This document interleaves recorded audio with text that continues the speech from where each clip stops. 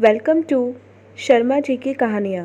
हमारी आज की कहानी है पत्नी की माँ या प्रेमिका। अंकल, मम्मी की तबीयत ज़्यादा बिगड़ गई क्या? माँ के कमरे से डॉक्टर को निकलते देख सुरभि ने पूछा। पापा से जल्द ही लौट आने को कहो। मालती जी को इस समय तुम सभी का साथ चाहिए। डॉक्टर आशुतोष ने सुरभि की बातों को अनसुना करते हुए कहा। डॉक्टर आशुतोष के जाने के बाद सुरभि थकी हारी सी लॉन में पड़ी कुर्सी पर बैठ गई। 2 साल पहले ही पता चला था कि माँ को कैंसर है। डॉक्टर ने एक तरह से उनके जीने की अवधि तय कर दी थी। पापा ने भी उनकी देखभाल में कोई कसर नहीं छोड़ी थी। माँ को लेकर 3-4 बार अमेरिका भी हो आए थे और अब वहीं के डॉक्टर के निर्देशानुसार मुंबई के जाने माने कैंसर विशेषज्ञ डॉक्टर आशुतोष की देखरेख में उनका इलाज चल रहा था। अब तो माँ ने कॉलेज जाना भी बंद कर दिया था। दीदी चाय। कमों की आवाज़ से सुरभि अपने ख्यालों से वापस लौटी। मम्मी के कमरे में चाय ले चलो, मैं वहीं आ रही हूँ, उसने जवाब दिया और फिर आंखें मूंद लीं। सुरभि इस समय एक अजीब सी परेशानी में फंसकर गहरे दुख में घिरी हुई थी। वह अपने पति शिवम को जर्मनी के लिए विदा कर अपने सास ससुर की आज्ञा लेकर माँ के पास कुछ दिनों के लिए रहने आई थी। 2 दिन पहले स्टोर रूम की सफाई करवाते समय माँ की एक पुरानी डायरी सुरभि के हाथ लगी थी, जिसके पन्नों ने उसे माँ के दर्द से परिचित कराया। ऊपर आ जाओ दीदी। कम्मों की आवाज़ ने उसे ज़्यादा सोचने का मौका नहीं दिया। सुरभि ने माँ के साथ चाय पी और हर बार की तरह उनके साथ ढेरों बातें की। इस बार सुरभि के अंदर की उथल पुथल को मालती नहीं जान पाई थी। सुरभि चाय पीते पीते माँ के चेहरे को ध्यान से देख रही थी। उस निश्चल हंसी के पीछे वह दुख जिसे सुरभि ने हमेशा ही माँ की बीमारी का हिस्सा समझा था, उसका राज तो उसे 2 दिन पहले ही पता चला था।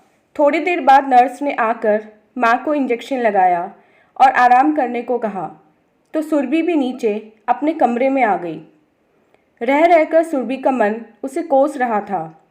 कितना गर्व था उसे अपने व माता पिता के रिश्तों पर, जहाँ कुछ भी गोपनीय न था। सुरभि के बचपन से लेकर आज तक उसकी सभी परेशानियों का हल उसकी माँ ने ही किया था, चाहे वह परीक्षाओं में पेपर की तैयारी करने की हो या किसी लड़के की दोस्ती की। सभी विषयों पर मालती ने एक अच्छे मित्र की तरह उसका मार्गदर्शन किया और जीवन को अपनी तरह से जीने की पूरी आज़ादी दी। उसकी मित्र मंडली को उन माँ बेटी के इस मैत्रिक रिश्ते से ईर्ष्या होती थी। अपनी बीमारी का पता चलते ही मालती को सुरभि की शादी की जल्दी पड़ गई, परंतु उन्हें इस बात के लिए ज़्यादा मेहनत नहीं करनी पड़ी। परेश के व्यापारिक मित्र व जाने माने उद्योगपति ईश्वरनाथ के बेटे शिवम का रिश्ता जब सुरभि के लिए आया तो मालती ने चट मंगनी पट ब्याह कर दिया। सुरभि ने शादी के बाद अपना जर्नलिज्म का कोर्स पूरा किया। दीदी, माँ जी खाने पर आपका इंतज़ार कर रही हैं, कम्मो ने कमरे के अंदर झांकते हुए कहा। खाना खाते समय भी सुरभि का मन माँ से बार बार खुलकर बातें करने को कर रहा था, मगर वह चुप ही रही। माँ को दवा देकर सुरभि अपने कमरे में चली आई। कितनी गलत थी मैं, कितना नाज था मुझे अपनी और माँ की दोस्ती पर, मगर दोस्ती तो हमेशा माँ ने ही निभाई। मैंने आज तक उनके लिए किया ही क्या। लेकिन इसमें शायद थोड़ा बहुत कसूर हमारी संस्कृति का भी है, जिसने नवीनता की चादर ओढ़ते हुए समाज को इतनी आज़ादी तो दे दी थी कि माँ चाहे तो अपने बच्चों की राजदार बन सकती है, मगर संतान हमेशा संतान ही रहेगी। उन्हें माता पिता के अतीत में झांकने का कोई हक नहीं है। आज सुरभि अपने आप से ही सब कुछ कह सुन रही थी। हमारी संस्कृति क्या किसी विवाहिता को ये इजाज़त देती है कि वे अपनी पुरानी गोपनीय बातें या प्रेम प्रसंग की चर्चा अपने पति या बच्चों से करे? यदि ऐसा हुआ तो तुरंत ही उसे चरित्रहीन करार दे दिया जाएगा। हाँ, यह बात अलग है कि वह अपने पति के अतीत को जानकर भी चुप रह सकती है और बच्चों के बिगड़ते चाल चलन को भी सबसे छिपाकर रख सकती है। सुरभि का हृदय आज तर्क पर तर्क दे रहा था और उसका दिमाग खामोशी से सुन रहा था। सुरभि सोच सोचकर जब बहुत परेशान हो गई तो उसने कमरे की लाइट बंद कर दी। माँ की वह डायरी पढ़कर सुरभि तड़प कर रह गई थी, यह सोचकर कि जिन्होंने अपनी सारी उम्र इस घर को, उसके जीवन को सजाने संवारने में लगा दी, जो हमेशा एक अच्छी पत्नी, माँ और उससे भी ऊपर एक मित्र बनकर उसके साथ रहीं, उस स्त्री के मन का एक कोना आज भी गहरे दुख और अपमान की आग में झुलस रहा था। उस डायरी से ही सुरभि को पता चला कि उसकी माँ यानी मालती की एमएससी करते ही सगाई हो गई थी। मालती के पिता ने एक उद्योगपति घराने में बेटी का रिश्ता पक्का किया था। लड़के का नाम अमित साहनी था। ऊंची कदकाठी, गोरा रंग, रौबदार व्यक्तित्व का मालिक था अमित। मालती पहली ही नज़र में अमित को दिल दे बैठी थी। शादी अगले साल होनी थी, इसलिए मालती ने पीएचडी करने की सोची तो अमित ने भी हामी भर दी। अमित का परिवार दिल्ली में था, फिर भी वह हर सप्ताह मालती से मिलने आगरा चला आता, मगर ठहरता गेस्ट हाउस में ही था। उनकी इन मुलाकातों में परिवार की रजामंदी भी शामिल थी, इसलिए उनका प्यार परवार चढ़ने लगा। पर मालती ने इस प्यार को एक सीमा रेखा में बांधे रखा, जिसे अमित ने भी कभी तोड़ने की कोशिश नहीं की। मालती की परवरिश उनके पिता, बुआ व दादाजी ने की थी। उनकी माँ तो 2 साल की उम्र में ही उन्हें छोड़कर मुंबई चली गई थी। उसके बाद माँ ने किसी की खोज खबर नहीं ली। मालती को भी माँ के बारे में कुछ भी पूछने की इजाज़त नहीं थी। बुआ जी के प्यार ने उन्हें कभी माँ की याद नहीं आने दी। बड़ी होने पर मालती ने स्वयं से जीवन भर एक अच्छी और आदर्श पत्नी व माँ बनकर रहने का वादा किया था, जिसे उन्होंने बखूबी पूरा किया था। उनकी शादी से पहले की दिवाली आई। मालती के ससुराल वालों की ओर से ढेरों उपहार खुद अमित लेकर आया था। अमित ने अपनी तरफ से मालती को रत्न जड़ित सोने की अंगूठी दी थी। कितना इतरा रही थी मालती अपने आप पर। बदले में पिताजी ने भी अमित को अपने स्नेह और शगुन से सिर से पांव तक तोल दिया। दोपहर के खाने के बाद बुआ जी के साथ घर के सामने वाले बगीचे में अमित और मालती बैठे गपशप कर रहे थे। इतने में उनके चौकीदार ने एक बड़ा सा पैकेट और रसीद लाकर बुआ जी को थमा दी। रसीद पर नज़र पड़ते ही बुआ खींचती हुई बोली, 2 महीने पहले कुछ पुराने एल्बम दिए थे, अब जाकर स्टूडियो वालों को इन्हें चमका कर भेजने की याद आई है। और पैसे लेने वे घर के अंदर चली गईं। लो अमित, तब तक हमारे घर की कुछ पुरानी यादों में तुम भी शामिल हो जाओ, कहकर मालती ने एक एल्बम अमित की ओर बढ़ा दिया और एक खुद देखने लगी। संयोग से मालती के बचपन की फ़ोटो वाला एल्बम अमित के हाथ लगा था, जिसमें हर एक तस्वीर को देखकर वह मालती को चिढ़ा चिढ़ा कर मज़े ले रहा था। अचानक एक तस्वीर पर जाकर उसकी नज़र ठहर गई। ये कौन है मालती, जिसकी गोद में तुम बैठी हो? अमित जैसे कुछ याद करने की कोशिश कर रहा था। यह मेरी माँ है। तुम्हें तो पता ही है कि ये हमारे साथ नहीं रहती, पर तुम ऐसे क्यों पूछ रहे हो? क्या तुम इन्हें जानते हो? मालती ने उत्सुकता से पूछा। नहीं, बस ऐसे ही पूछ लिया, अमित ने कहा। ये हम सबको छोड़कर वर्षों पहले ही मुंबई चली गई थी। यह स्वर बुआजी का था। बात वहीं खत्म हो गई थी। शाम को अमित सबसे विदा लेकर दिल्ली चला गया। इतना पढ़ने के बाद सुरभि ने देखा कि डायरी के कई पन्ने खाली थे, जैसे उदास हों। फिर अचानक एक दिन अमित साहनी के पिता का माफ़ी भरा फ़ोन आया कि ये शादी नहीं हो सकती। सभी को जैसे सांप सूंघ गया। किसी की समझ में कुछ नहीं आया। अमित 2 सप्ताह के लिए बिजनेस का बहाना बनाकर जापान चला गया। इधर उधर की खूब बातें हुई, पर बात वहीं की वहीं रही। एक तरफ अमित के घर वाले जहाँ शर्मिंदा थे, वहीं दूसरी तरफ मालती के घर वाले क्रोधित व अपमानित। लाख चाहकर भी मालती अमित से संपर्क ना बना पाई और ना ही इस धोखे का कारण जान पाई। जग हसाई ने पिता को तोड़ डाला। 5 महीने तक बिस्तर पर पड़े रहे, फिर चल बसे। मालती के लिए यह दूसरा बड़ा आघात था। उनकी पढ़ाई बीच में छूट गई। बुआ जी ने फिर से मालती को अपने आंचल में समेट लिया। समय बीतता रहा। इस सदमे से उबरने में उसे 2 साल लग गए तो उन्होंने अपनी पीएचडी पूरी की। बुआ जी ने उन्हें अपना वास्ता देकर अमित साहनी जैसे ही मुंबई के जाने माने उद्योगपति के बेटे परेश से उसका विवाह कर दिया।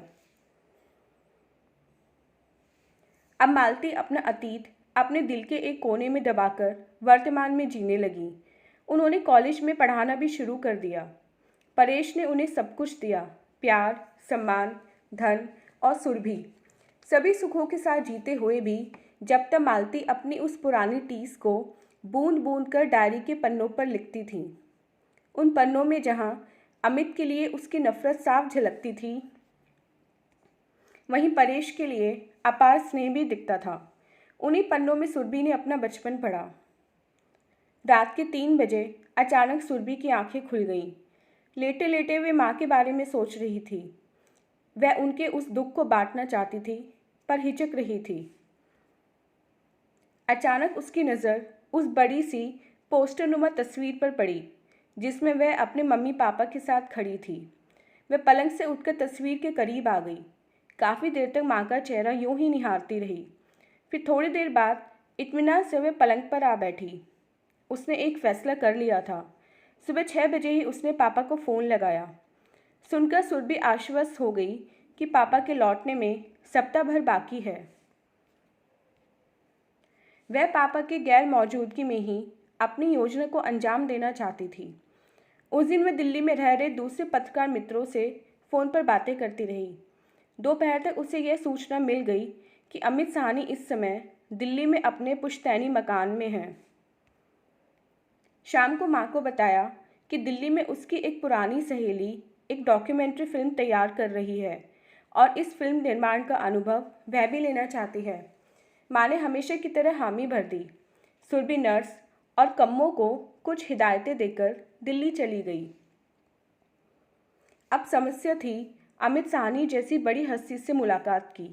दोस्तों की मदद से उन तक पहुंचने का समय उसके पास नहीं था, इसलिए उसने योजना के अनुसार अपने ससुर ईश्वरनाथ से अपने ही एक दोस्त का नाम लेकर अमित साहनी से मुलाकात का समय फिक्स कराया। ईश्वरनाथ के लिए यह कोई बड़ी बात न थी। अगले दिन सुबह 10 बजे का वक्त सुरभि को दिया गया। आज ऐसे वक्त में पत्रकारिता का कोर्स उसके काम आ रहा था। खैर, माँ की नफरत से मिलने के लिए उसने खुद को पूरी तरह से तैयार कर लिया।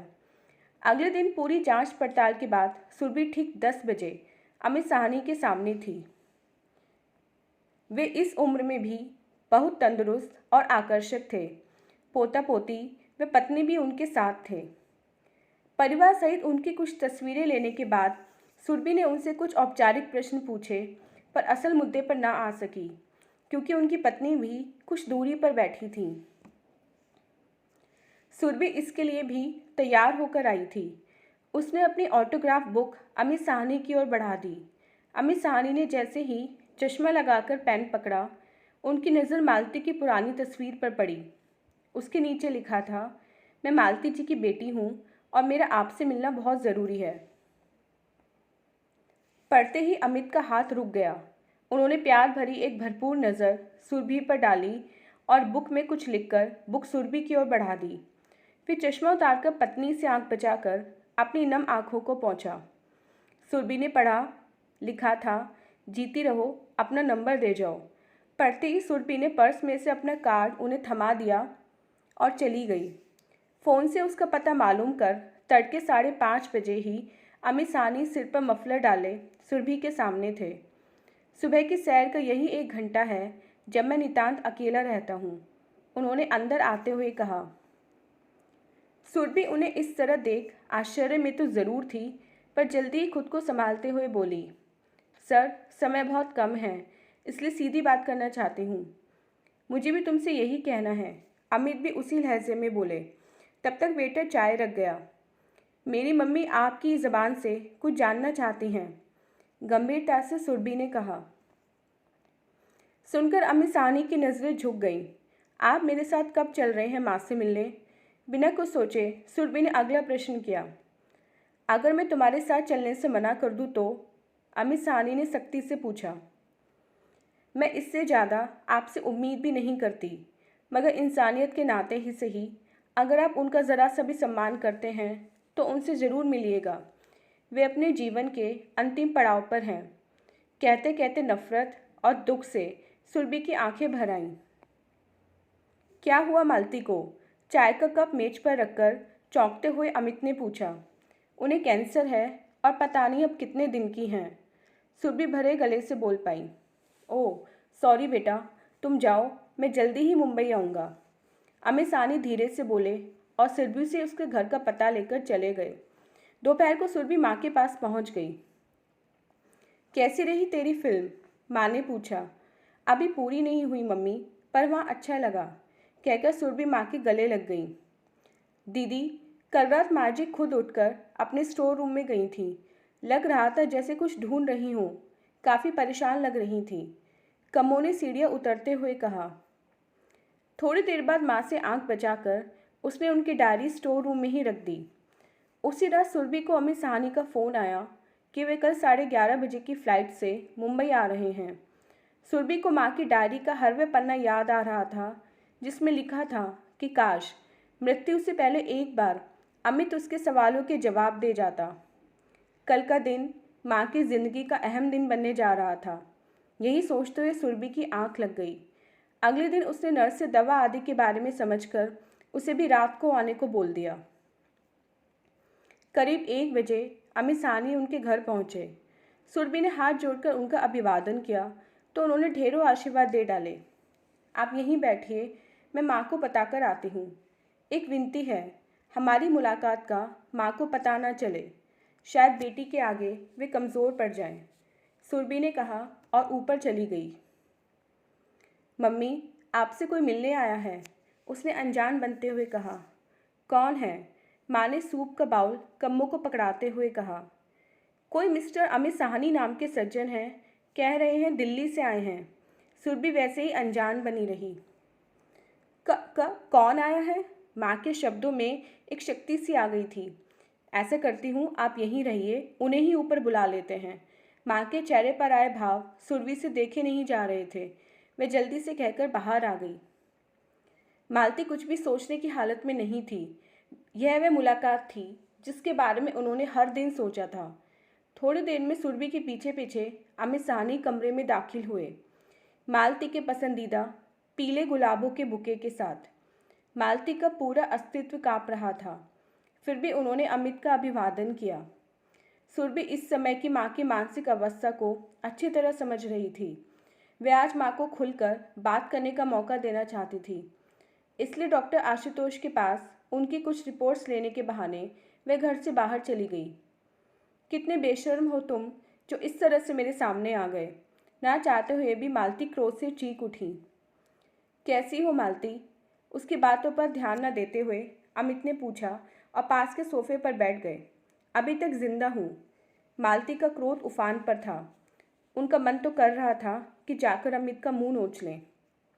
इसके विपरीत अमित शांत बैठे थे। शायद वे भी चाहते थे कि मालती के अंदर का भरा क्रोध आज पूरी तरह से निकल जाए। होटल ताज में ईश्वरनाथ जी से मुलाकात हुई थी। उन्हीं से तुम्हारे बारे में पता चला। तभी से मन बार बार तुमसे मिलने को कर रहा था। अमित ने सुरभि के सिखाए शब्द दोहरा दिए, परंतु वह स्वयं उनके दिल की बात भी थी। मेरे साथ इतना बड़ा धोखा क्यों किया अमित? अपलक अमित को देख रही मालती ने उनकी बातों को अनसुना कर अपनी बात रखी। इतने में कम्मो चाय और नाश्ता रख गई। तुम्हें याद है वह दोपहरी जब मैंने एक तस्वीर के विषय में तुमसे पूछा था और तुमने उन्हें अपनी माँ बताया था? अमित ने मालती को पुरानी बातें याद दिलाई। मालती वहीं खामोश बैठी रही तो अमित ने आगे कहना शुरू किया। उस तस्वीर को मैं तुम सबसे छिपाकर एक शक दूर करने के लिए अपने साथ दिल्ली ले गया था।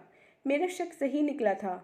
यह वृंदा यानी तुम्हारी माँ वही औरत थी जो दिल्ली में अपने पार्टनर के साथ एक मशहूर ब्यूटी पार्लर और मसाज सेंटर चलाती थी। इससे पहले वह यहीं मुंबई में मॉडलिंग करती थी। उसका नया नाम वेंडी था। इसके बाद अमित ने अपनी चाय बनाई और मालती की भी। उसने आगे बोलना शुरू किया। उस मसाज सेंटर की आड़ में ड्रग्स की बिक्री, वेश्यावृत्ति जैसे धंधे होते थे और समाज के उच्च तबके के लोग वहाँ के ग्राहक थे। ओह, तो यह बात थी, पर इसमें मेरी क्या गलती थी? रोते हुए मालती ने पूछा। जब मैंने एमबीए में नया नया दाखिला लिया था, तब मेरे दोस्तों में से कुछ लड़के भी वहाँ के ग्राहक थे। एक बार हम दोस्तों ने दक्षिण भारत घूमने का 7 दिन का कार्यक्रम बनाया और हम सभी इस बात से बहुत रोमांचित थे कि उस मसाज सेंटर से हम लोगों ने जो 2 टॉप की कॉल गर्ल्स बुक कराई थीं, उनमें से एक वेंडी भी थी, जिसे हाई प्रोफाइल ग्राहकों के बीच पुरानी शराब कहकर बुलाया जाता था। उसकी उम्र उसके व्यापार के आड़े नहीं आई थी। अमित ने अपनी बात जारी रखी। उसे अब मालती के सवाल भी सुनाई नहीं दे रहे थे। चाय का कप मेज पर रखते हुए अमित ने फिर कहना शुरू किया। मेरी परवरिश ने मेरे कदम ज़रूर बहका दिए थे मालती, पर मैं इतना भी नीचे नहीं गिरा था कि जिस स्त्री के साथ 7 दिन बिताए थे, उसी की मासूम और अनजान बेटी को पत्नी बनाकर उसके साथ ज़िंदगी बिताता। मेरा विश्वास करो मालती, यह घटना तुम्हारे मिलने से पहले की है। मैं तुमसे बहुत प्यार करता था। मुझे अपने परिवार की बदनामी का भी डर था, इसलिए तुमसे बिना कुछ कहे सुने दूर हो गया, कहकर अमित ने अपना सिर सोफे पर टिका दिया। आज बरसों का बोझ उनके मन से हट गया था। मालती भी अब लेट गई थीं।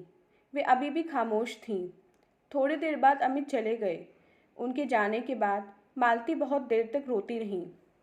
रात के खाने पर जब सुरभि ने अमित के बारे में पूछा, तो उन्होंने उसे पुराना पारिवारिक मित्र बताया।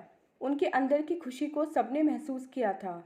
उनके मृत चेहरे पर भी सुरभि ने गहरी संतुष्टि भरी मुस्कान देखी थी। माँ की 13वीं वाले दिन अचानक सुरभि को उस डायरी की याद आई। उसमें लिखा था, मुझे क्षमा कर देना अमित, तुमने अपने साथ साथ मेरे परिवार की इज्जत भी रख ली थी। मैं पूर्ण रूप से तृप्त हूँ। मेरी सारी प्यास बुझ गई। पढ़ते ही सुरभि ने डायरी सीने से लगा ली। उसमें उसे माँ की गर्माहट महसूस हुई थी। आज उसे स्वयं पर गर्व था, क्योंकि उसने सही मायने में माँ के प्रति अपनी दोस्ती का फ़र्ज जो अदा किया था। तो दोस्तों, ये थी हमारी आज की कहानी। उम्मीद करते हुए कहानी आपको पसंद आई होगी। मिलते हैं अपनी नेक्स्ट वीडियो में इससे नेक्स्ट कहानी के साथ। तब तक के लिए आज्ञा दीजिए। धन्यवाद।